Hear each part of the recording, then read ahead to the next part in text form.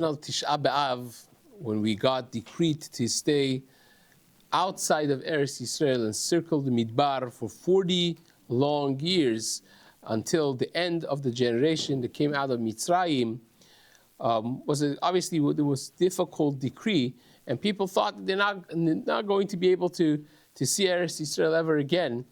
And immediately afterwards in the Torah, we have the mitzvah of kitavo el haaretz.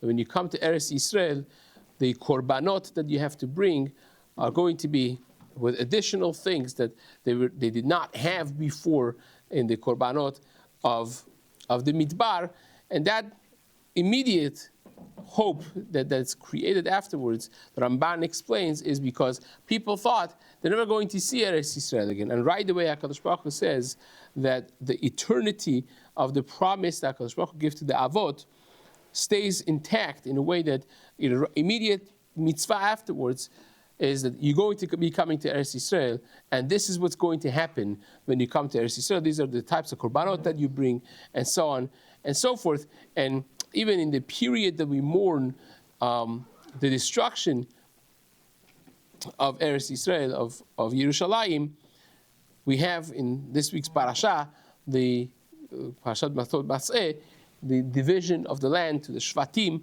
and according to the Ramban, the mitzvah of living in Eretz Yisrael, Ramban counts the mitzvah of Eretz Yisrael, the Yishuv Eretz Yisrael, and conquest of Eretz Yisrael, even nowadays, in lieu of the Beit HaMikdash, a biblical mitzvah, in mitzvah Aseh Dalit, in the mitzvot that he adds to the Rambam, mitzvah Shechachan Harav, but according to him, that also is mentioned in Parshat Maseh in this week's parasha. So yes, we mourn Eretz Yisrael and the destruction of the Beit HaMikdash, but the way we have always done this is with a twist of positivity.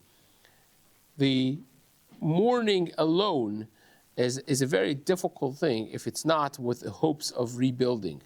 It's almost like a soter al menat livnot. You have to look at the difficulty that we go through. It's like, yes, it's difficult. Yes, we were rejected because of what we did, but Nesach Yisrael lo yishaker v'lo yichazev.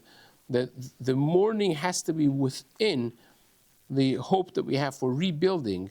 If a person knows, generally speaking, that they're doing okay within the relationship, they fell, but there's hope for rebuild, then they will never give up. They will never throw in the towel. The Avudraham writes that that's the reason that we have the Shalosh Talat de Pur Anuta. We have now 3 haftarot of the destruction. Then we have 7 weeks, right? Shiva de Nechemta, and then we have Shabbat Shuva, the Shabbat HaTshuva. And he asks, wait a second, it doesn't follow a logical order. Usually you mess up, you do tshuva, you fix it, and then there'll come nechama. We do it the other way around. We do 7 weeks of nechama before tshuva. And says the Udram, because when a person doesn't believe that they could fix, when they think they completely messed up, they'll just throw in the towel. If you know you're 80% good, 85% good, that 10, 15, 20%, you push yourself to completion, to perfection.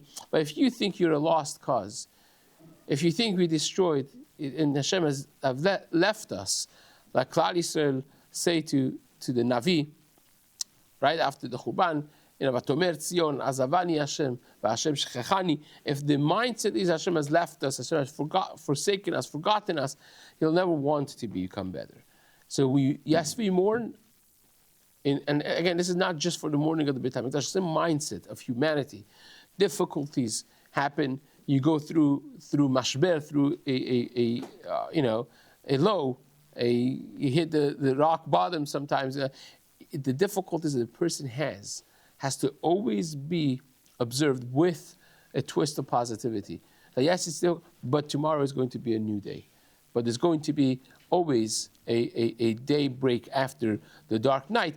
And that is a human mindset that the Torah sets for us over here, Yes, you messed up. Right away, remember, 40 years from now, you're going to go to Beit HaMikdash. You're going to go to Eretz Yisrael, and these are going to be the korbanot that you're going to bring. This is how you're going to divide the land to the Shvatim, and this is how you're going to conquer, live, and survive in Eretz Yisrael. That's a mindset of our nation that has been and will be the eternal mindset of Klal Yisrael for all of us. Be'ezrat Hashem. Amen.